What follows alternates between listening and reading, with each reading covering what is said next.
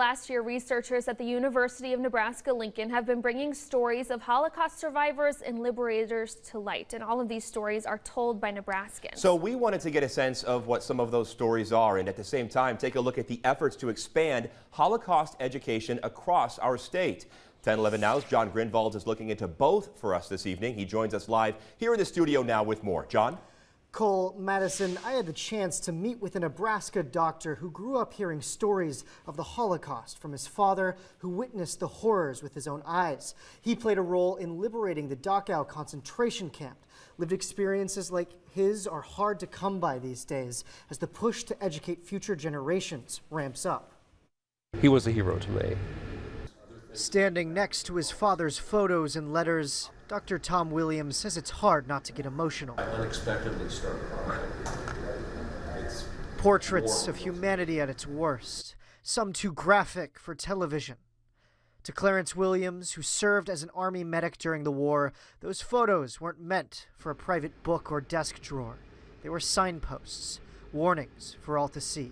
He also was active locally in the Lincoln area, speaking as requested often to high schools. Clarence died in 1995, leaving a hole in Holocaust education. They're the gold standard for Holocaust education. We used to be able to bring the liberators to a classroom or bring the survivors to a classroom. Unfortunately, we're almost at the very end of that. There are very few people who are available at this time. But Clarence's memory survives in those photos and letters, featured in a permanent exhibit in Nebraska's Strategic Air Command and Aerospace Museum, and now on the Nebraska Stories of Humanity website, which features hundreds of archival documents from survivors and liberators living in Nebraska. It feels like this is history that happened a long time ago and very, very far away from here. But what we're doing with this website is we're really shrinking everything down, and we're showing how local this actually can be.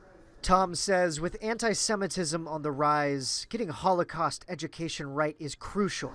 And he's glad his father's work is part of that. I feel a burden not only to my father, but also to really society and all those citizens that will listen, to let them know what happened.